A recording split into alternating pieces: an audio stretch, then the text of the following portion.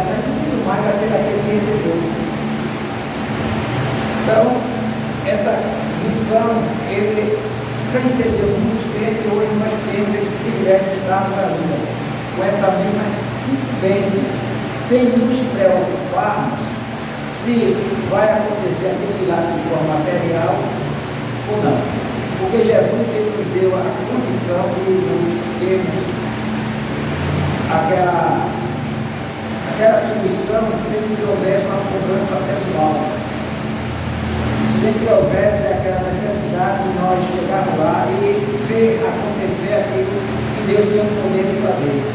Por quê? Porque ele disse, não, agora nesse caso aqui vocês são semeadores. Vai acontecer, vai, aquele lá que vai evangelizar, ele vai dar seu coração, se não tem oração, e Deus vai dar. Mas o mais essencial é você semear a palavra de Deus. Quando, ao resultado daquela semeadura, a preocupação não é nossa. Por isso que ele disse que a gente não dá nenhuma coisa além daquilo que a gente não tem condições. Então, talvez você vai jogar assim, você não vê ela se enxergar, mas a tua geração você vai ver e vai ouvir daquela pessoa que aquela se enxerga, porque alguém tem jogou assim e você vai ser lembrado de uma forma para que seus descendentes ouvirão que você foi uma bênção para as mãos do Senhor. Então, a grande comissão, abra o que tem a revista, o textual está lá em Marcos, capítulo 16, 15, né? 16, 15. Né? Para bater a revista aí? Não. Vai. Agora aí, é bom que se tiver condições para vamos comprar. Tá, acompanhar. Marcos 16, 15. É muito conhecido por nós. E diz assim: e disse, ide por todo o mundo, pregai o Evangelho a toda criatura. Né? Aqui na verdade, perfeitamente temos uma ordem terapia. É uma ordem que eu dei. E nós viemos lá universalizar o Evangelho. Aí depois tem aí na época de vocês, tem aí uma territorial, um conselho para que a gente possa ler algumas passagens, até lá na segunda vez até o sábado. Isso aí tem que ser sempre escreve a Bíblia da forma normal, não tem problema nenhum.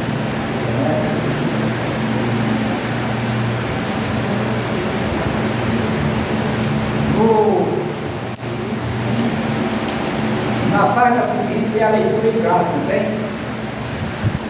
Leitura em casa que está em Mateus, capítulo 28, versículos 19 e 20. Mateus, capítulo 28, versículos 19 e 20.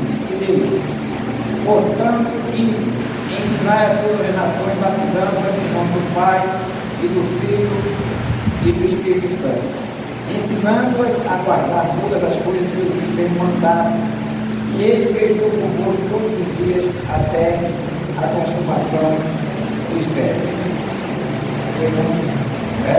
Está lá, agora todo mundo começar lá. Mateus 21, bem. Interessante que ele nos envia. Ele diz, você não tem a medalha, porque aquilo que faltar, se você estiver na dúvida, eu perto de você, eu vou dizer que você tem que falar. Eu não disse lá, você precisa, só vai, não nos preocupeis com o que você terá que falar, porque no momento certo eu porei as minhas palavras na tua boca. Esse é o privilégio que segue a vontade de Deus, não nos preocupar, porque tem que descer a vontade e Ele vai colocar em nosso lado, em nosso coração, para verbalizar aquilo que Ele quer fazer. No livro de Marcos, ainda seguindo, Marcos 16, versículo 15 ao 18, que é aquele lá do versículo 16, mas agora vamos ler. Marcos 16, versículo 15 até o 18. E disse-lhes: ide por todo mundo, pregar o evangelho da criatura. Quem crer e for batizado será salvo, mas quem não crer será condenado. E estes sinais seguirão os que crerem. Meu nome escutarão demônios, falarão novas línguas, pegarão nas serpentes, e se beberem alguma coisa mortífera, não lhes fará dano algum. E imporão as mãos sobre os enfermos e os curarão.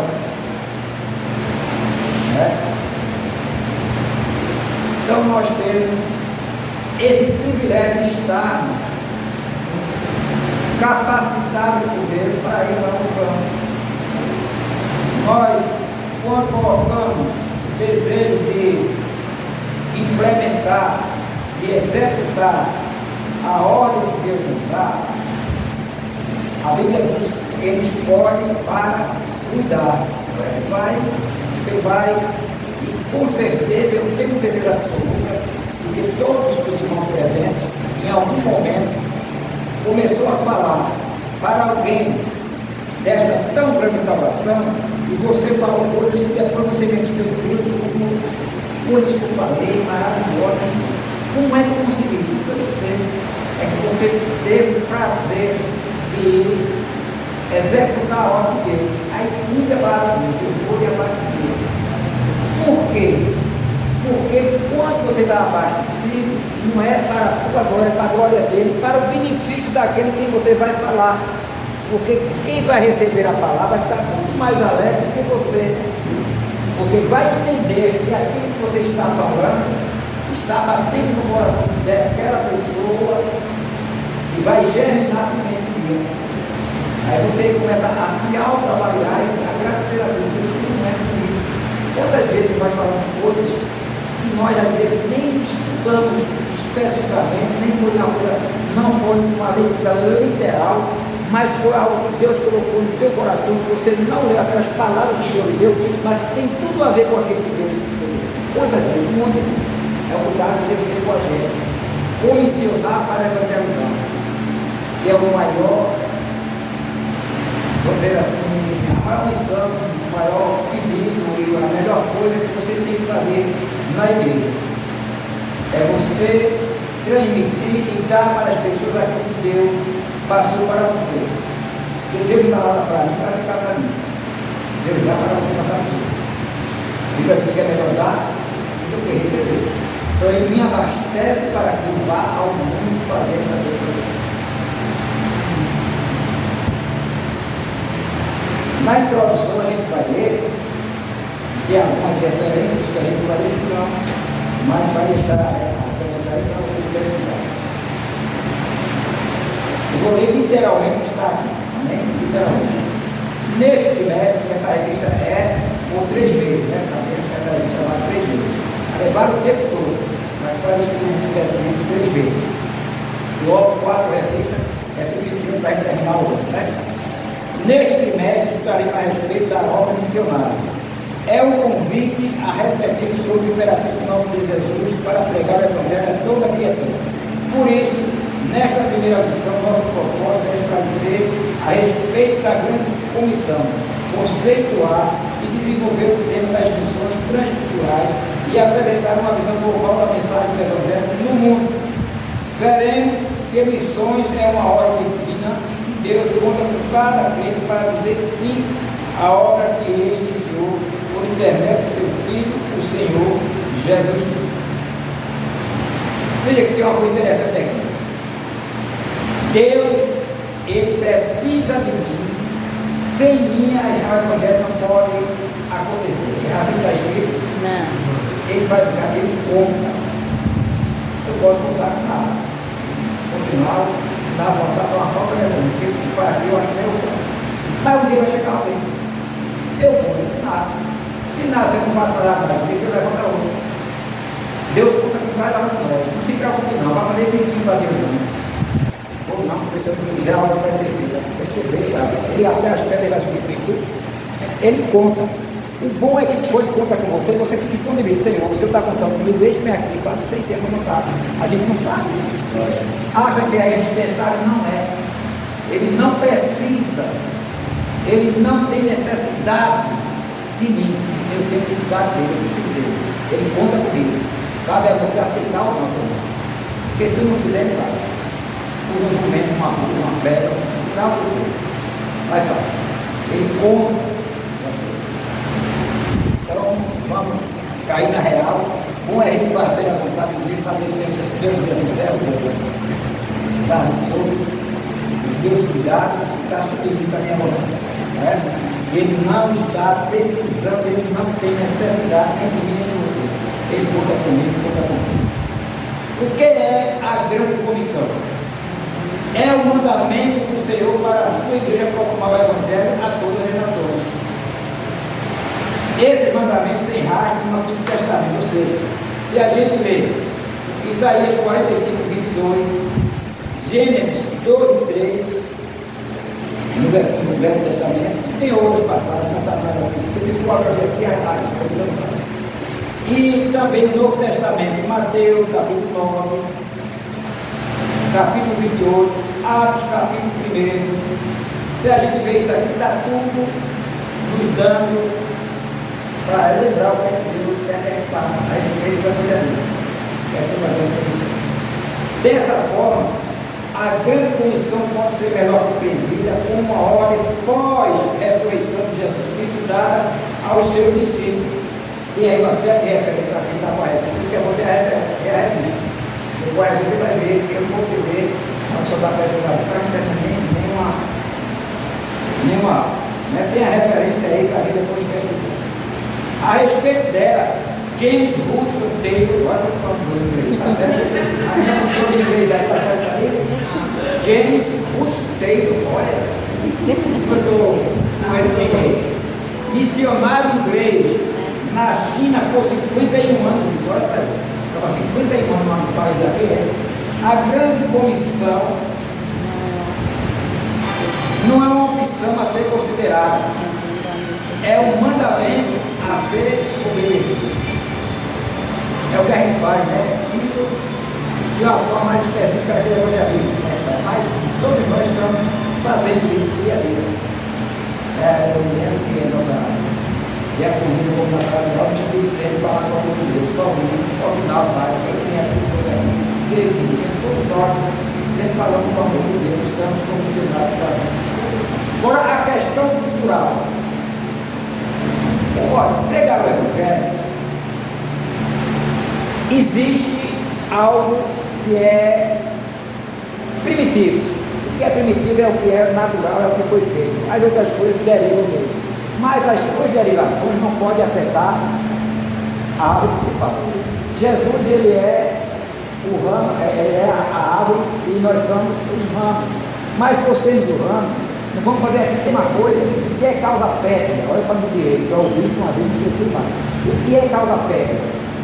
São leis que nenhuma lei agora pode mudar aquilo lá. Só a causa pétrea só será mudada por uma nova Constituição. Ou seja, é algo que está em primeiro lugar, ninguém pode infringir. No Evangelho, aqui nós temos algo que a gente tem que entender.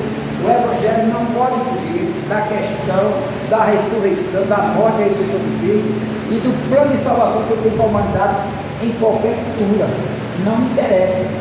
Mas tem a questão cultural que eu tenho que observar os costumes das pessoas. Aí eu tenho que ter entendimento. Por que eu tenho que ter entendimento? Eu vou para um sertão bravo, eu sou agostino, o costume do sertanejo é ter lá os seus santos de adoração.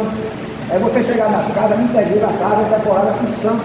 Você não vê nem a Bíblia da casa. Eu digo que minhas filhas tinham Santo Novo, Santo Benedito, Santo Silvio, tudo é santo, e eles adoram. É uma questão de cultura. Eu vou pregar o Evangelho, eu não posso fugir de que Jesus Cristo é o caminho, a verdade e a vida, mas eu não posso interferir diretamente na fé daquelas pessoas ali, a questão cultural. Eu tenho que pedir a Deus conhecimento para que eu adentre a casa das pessoas, eu não vá ofender os seus costumes, porque eu vou ser expulso, nunca mais ninguém vai querer eu falar de crente. Eu vou fazer que nem Paulo, o apóstolo Paulo nos deu essa visão cultural, quando ele estava onde? Na Grécia, em Atenas. O que é que Paulo fez antes de pregar o Evangelho? A Bíblia diz que Paulo observou que o povo ateniense, eles eram muitos como é que se diz, deixa eu ver se eu conheço a palavra, supersticiosos, adoravam tudo, ele via tudo, ele tem os costumes dele. Paulo disse, eu vou pregar o evangelho daqui, mas eu primeiro vou conhecer como é a vida dessas pessoas, para eu não ofender. Porque se eu chegar dizendo, nada disso vale Deus de vocês, eu vou embora. Paulo disse, irmãos, em tudo eu vejo que vocês são supersticiosos, ele disse mais ou menos isso. Em tudo eu vejo, porque ele observou a vida dos atenienses, aí começou a falar do amor de Deus, e ele viu que havia placas para vários deuses, ele não atacou nenhum, ele observou e respeitou a questão cultural. Ele sabe que Cristo é bom, nada daquilo valia nada, tudo aquilo ali não valia nada, mas ele não disse isso. Ele ia afetar, já testou você chegar numa casa das pessoas que adoram sobre benefício, sobre vários será falado para si, no cravo, você nem entra mais. Mas se você for pedir a audição, você vai lá, prega o evangelho e dê o remédio no quadro. Porque você tem que observar a questão cultural, não atacar a fé das pessoas.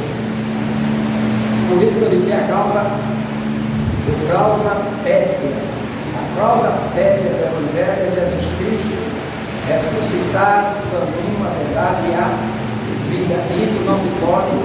Agora fala com o pastor, todos os dias que nós falamos, vocês falam, isso é na nossa vida inegociável. Eu não consigo isso, ninguém. Eu vi agora há pouco um casamento de uma mulher que trabalhava para nos trair, o cara era evangélico e era candomblé, ele aceitou fazer um casamento em terreiro de banda, porque disse que é a mesma coisa. Eu já consegui sobre isso hoje. Existe. Eu não vou iniciar a minha vida. Eu tenho parente, eu amo meus parentes, amo meus filhos, mas se eu tiver essa prática, eu não vou para o lado. E vou dizer que é de uma forma carinhosa, para não afastar o nosso ambiente pessoal, mas dizer que está errado. É uma questão cultural, né? Como está aqui no item 2, não é isso?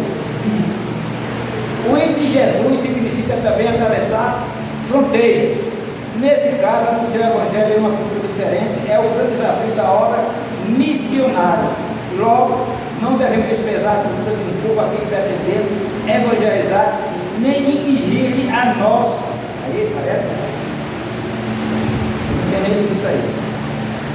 Então, é isso, é respeito.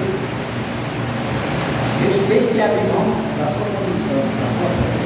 A sua convicção, a sua fé, não é o que você pensa, nem o que você quer. A sua convicção e a sua fé está baseada aqui.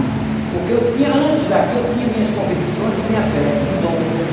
Mudou porque eu tive a minha própria convicção, não. Mudou porque eu vi a palavra fez efeito, agora estou fazendo a vontade de Deus. Não é a minha. Não são os meus conhecimentos, só aquilo que eu creio e que o Espírito que eu estou agora a desvendar mistérios dos quais eu não conhecia, porque a Bíblia diz que Deus revela seu mistério naquele que é revelado. Quando eu estou de acordo com a vontade, ele vai revelar de acordo com a vontade. Entretanto, a cultura de um povo deve ser avaliada e provada pelas Escrituras. Na conta das Escrituras, você tem toda a prática, tudo bem, respeito, mas agora eu vou agora. Hoje já tem uns caras que dizem, não, negócio de vida certo um dia, não existe. Olhar para a rua, não existe. Morreu, acabou-se. Morreu, não segue essa juízo, já toma essa condição. Mas ele está lendo a palavra, ouvindo, não dando ouvido às coisas que a palavra diz não, onde diz não é não, onde diz sim é sim, ele não vai contar com ele. Então a mudança é através de você ser sensível à voz do Senhor.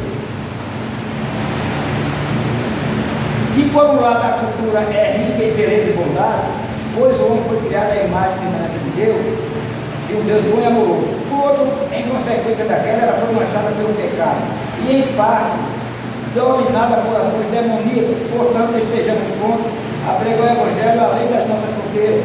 Preparemos-nos para esse desafio. O perigo muito grande da sociedade é nós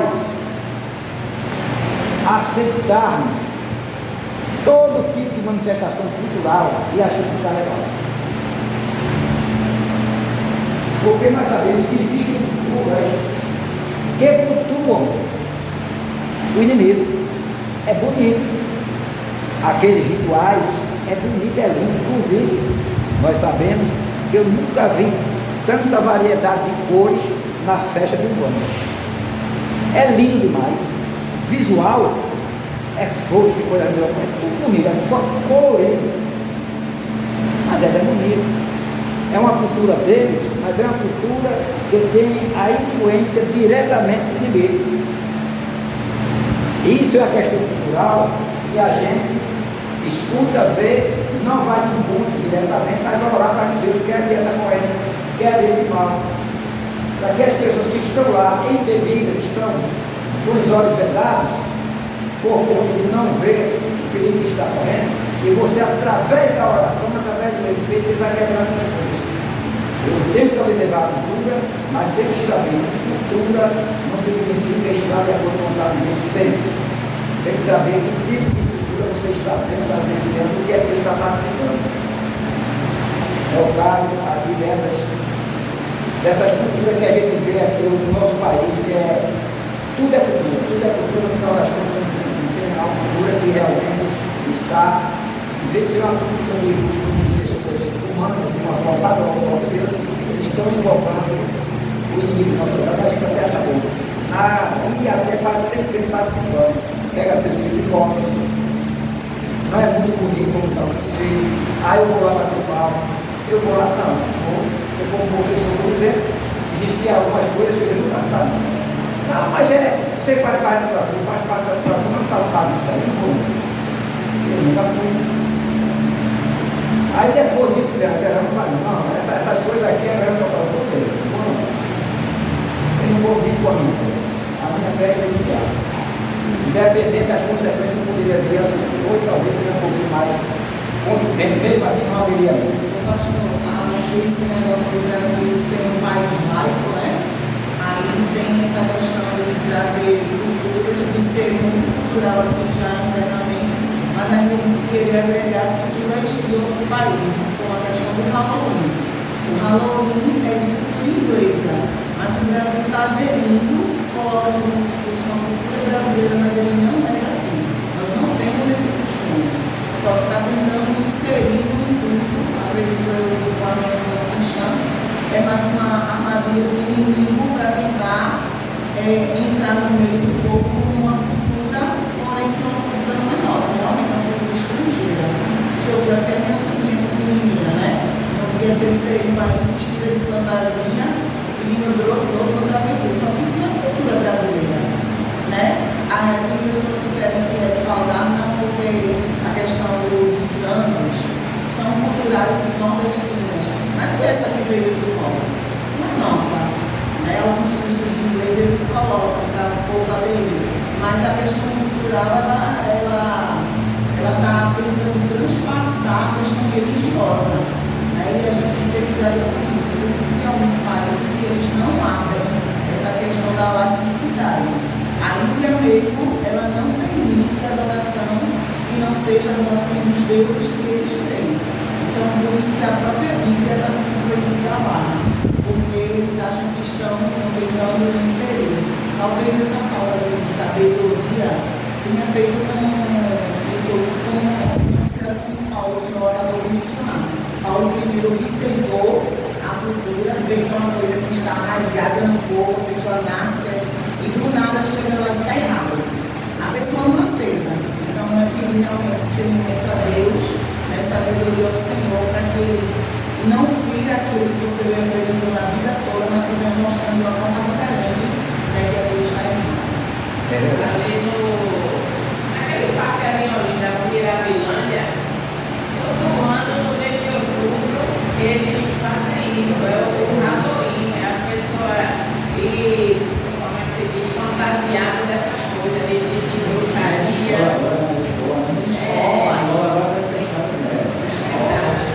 É tudo coisa satânica.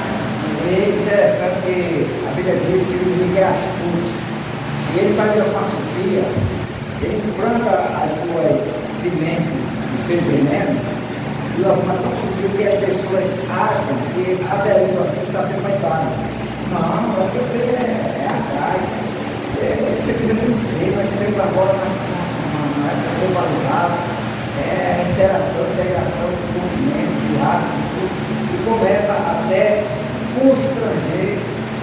aspas, as pessoas que têm a fé genuína e que não querem aderir a isso. Que sejamos retrógrados, que sejamos atrasados, que sejamos, sei lá, quadrados, o que quiser dizer, mas não agora que não na nossa fé. Eu vejo isso falando aqui no nossa guerra comigo, meu filho de viagem, e não sabe, porque eu vejo o irmão dela, o superior, não sabe nada. Não sabe o que está fazendo na família, não sabe o mal que vai ficar, não sabe nada. E a criança também não tem. Mas vai encontrando algo bonito dentro de casa. Porque se você falar isso, para, vamos dizer, usar essa palavra, é uma agressão. Não pode você dizer, não, isso eu não faço, porque a Bíblia para mim é o caso, que ela veio para cá para apresentar assim, decidiu apresentar e de repente está virando. E ela sabe que não pode, porque ele não foi batizado no centro, não. Ela conversou com o Senhor. Conversou e se convenceu que realmente devia batizar, ela batizou. Graças a Deus que a maldição, tem alguns que dizem a maldição vem de geração para geração. Mas a Bíblia diz que o filho não para o pai, nem o pai nem o filho. Aqui dali, porque Deus quiser, a gente vai se libertar. E eles mesmos, Jesus. Que a minha não tem nada a ver, a minha não tem poder de si. Mas está lá tudo muito limpinha, correndinha aos dois olhos, pintadinha, raladinha, coisa vai pintando. Na década de a semana passada, o evangelismo veio na frente, quando eu estava ali, aquela neta de Glória, saiu fantasiada do demônio. Pronto, e é livre para ele, né? Aquele chifre, aquele botaram bigode, deram um espeto, coisa de cão mesmo. Eu fiquei olhando assim, meu Deus, misericórdia. Tem pessoas que dizem que isso é besteira, mas não, então tem que ter muito cuidado.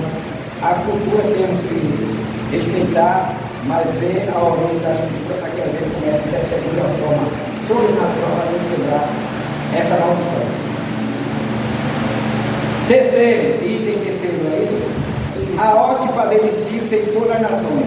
A palavra nação é a tradução do termo étnicos que se refere a étnicos e não primariamente a países. Um país é uma nação política totalmente definida.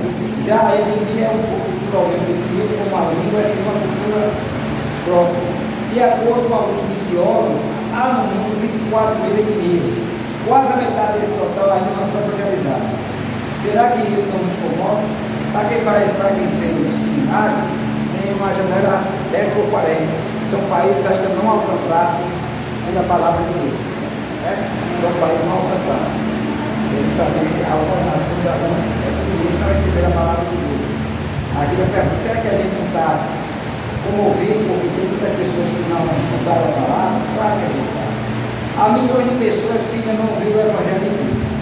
É urgente e imperioso o clamor do apóstolo Paulo, reforçando deste modo por pegar o Evangelho, não onde Cristo já foi anunciado. Paulo disse, onde Jesus passou, todo mundo já ouviu. Só que Paulo esqueceu também uma coisa aí, porque ele está errado da Bíblia, é uma observação própria, pessoal, que vem agora na minha mente. Paulo foi o único escolhido para pregar os evangelhos gentios, outros não. Os outros foram para a Palestina. Ele foi o apóstolo do gentio. Ele foi escolhido para pregar a reis e imperadores. Ele foi um dos mais cultos dos apóstolos, com exceção de Lucas, que Lucas era médico, mas a medicina em relação a Paulo era mais culto porque Paulo conheceu os dois lados da moeda.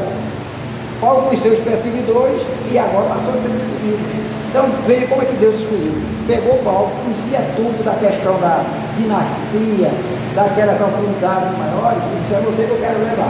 Então você vai ter, eu já vi a você esse argumento, mas eu quero que você seja. Você vai zelar, eu é igual a você. Porque se um pobre chega com rico e pega o Evangelho, mano,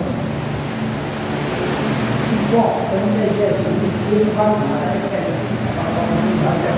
alguém vai te olhar para ele, não tem nada, não acha nada. Ela nunca fez nada para pegar ninguém. Mas se eu pego um cara que era rico demais, deixei a riqueza para me submeter a Cristo, eu pego com rico, com minhas palavras, ele mesmo que fez a minha história, vai começar a conhecer, vai perguntar, quem é aquela pessoa?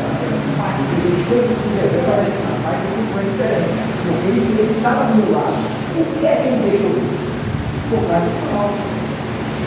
Paulo foi virar para pegar a imperador, porque ele vivia ali. Ele sabia toda aquela cultura, sabia toda aquela forma. Ele vivenciou, ele disse tudo aquilo. E ele sabia, por isso que ele disse, vocês são romanos porque é como, mas eu sou do nascimento, eu tenho esse título, eu sou. Então ela tinha credibilidade. Aí as pessoas conseguiram escolher Paulo para pregar aquilo que ele vivenciou e alguém questionava. Testemunho vivo. O cara não pode dizer, mas também o cara teve aquilo, eu tinha muita, tinha até mais do que tudo, mas não vale nada. Hoje eu sei que é vale. Então, a questão, a gente vê que onde Cristo passou, já estava disseminado tudo ali.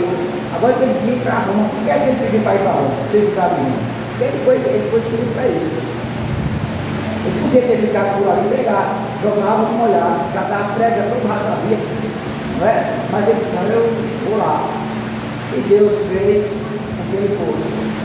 Ele foi ali, não é? A igreja de Roma foi edificada. Então, ele foi escolhido porque Deus escolheu ele, porque ele estava capacitado para isso. Então, você chegar aqui sem querer diminuir ninguém, até porque você tem aqui, você vai acabar no dia. Já pensou que uma pessoa vai estar estudando o vídeo, está com essa meia ali, sem falsa modéstia. Como é que vocês ficariam? Como é que vocês ficariam se uma pessoa pegar nada com nada, sem nexo nenhum? Vocês saem daqui como?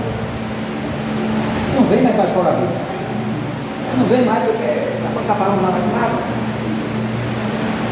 Deus, ele capacita, você se tem um desejo de fazer, Deus capacita, agora você tem que fazer essa parte. Paulo disse isso. Deus quer, você que faz. Você está do outro lado, você era bravo, agora não é mais, você recebeu, você vai para lá. E Paulo, quando começou a pregar, você sabe as bênçãos que Deus derramou na vida do Paulo. E se eu não vou pegar onde Cristo pregou, onde os dois não estavam pregando, eu vou pegar onde ninguém viu. Se Pedro fosse lá, cara, eu estou falando uma questão humana, que Deus prega até um louco, prega de uma forma lá em Judéia, vai ter que entender quando Deus quer mandar a mensagem. Mas, porque Deus, nem todas as vezes, Deus usa o seu poder sobrenatural para você, irmão. Ele diz, não, eu vou capacitar você, agora você vai usar o seu lado humano, você vai lá, porque eu capacitei, você vai, para que alguém veja que você está falando, só a questão que ninguém vai ver, porque as questões sobrenaturais, como é que você acredita? Porque pela fé. Mas a questão do dia a dia, eu vou pelo que eu fiz. A pessoa vai me dar aula, analfabeta, eu tenho curso superior, você tem, você vai ver, daqui a pouco você viu, tudo sem nexo. Mas Deus não vai esconder isso, Deus não vai ser escandalizado. Pegou o homem capacitado, foi lá, as pessoas viram, ele chegou ao mais alto patamar, desceu até o mais baixo. Humanamente falando, mas o conhecimento está impregnado nele. A autoridade estava com ele. Aí quando Deus fala com ele, disse, eu não vou pegar o que Cristo pegou, vou agora anunciar o que Deus mandou, ele imperador. Então com isso, no quadro aí está falando da eficácia e os objetivos. Você tem que ser eficiente, mas que a eficiência tem que gerar a eficácia. A eficácia é o quê? É o resultado da aplicação da eficiência. Foi o remédio, olha, tem que ser remédio eficiente. Mas se você tomar, vai fazer efeito, se não foi eficaz. Ele foi eficiente para alguém, mas não foi eficaz para você. Então, eficiência e eficácia. Então, nós temos que olhar essas coisas. Paulo está dizendo aqui, ó. A eficiência, a eficácia e os objetivos da grande comissão vai fazer efeito. Porque o objetivo é com que ele seja curado. O objetivo é que esse remédio faça efeito, seja eficaz. Eu vou lá. Aqui tem aqui. Para ser eficaz e cumprir os seus objetivos, a grande comissão deve ser executada por pessoas cheias do poder do Espírito Santo. Está escrito isso no livro de Lucas, capítulo 24, 49, mas que parece que for ler muitas coisas, se for ler, aí vai tomar uma aula esse dia. Por isso que a revista é bom, compre a revista, porque aí você vai em casa, você vai ver a referência e recorre, tem mais tempo para estudar a Bíblia, de uma forma mais específica. Pois é ele que convence a pessoa do pecado, a gente sabe disso, né? O Espírito Santo é que convence o homem do erro e do pecado. Regenera o pecador, está lá a referência. Capacita os homens e confessam Jesus, a confessarem Jesus como Senhor. 1 Coríntios. Então tem toda a referência. Qual é o objetivo da grande comissão do evangelismo? Está tudo aqui.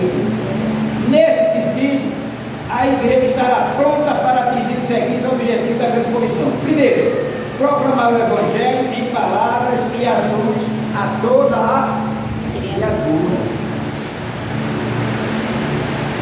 Segundo, discipular os novos convertidos, tornando fiéis seguidores de Cristo. O que é discipular? Ensinar.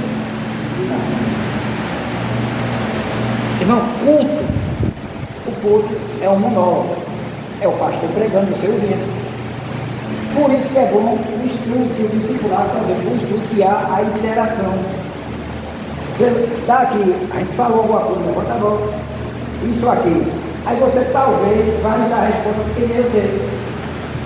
Não tenham aqui, nem ninguém que está aqui, chegar ao mais alto conhecedor, teórico do mundo, que vê aqui, que sabe tudo. Pode ter atrás. E vai ter coisa aqui, eu vou, aí vai levantar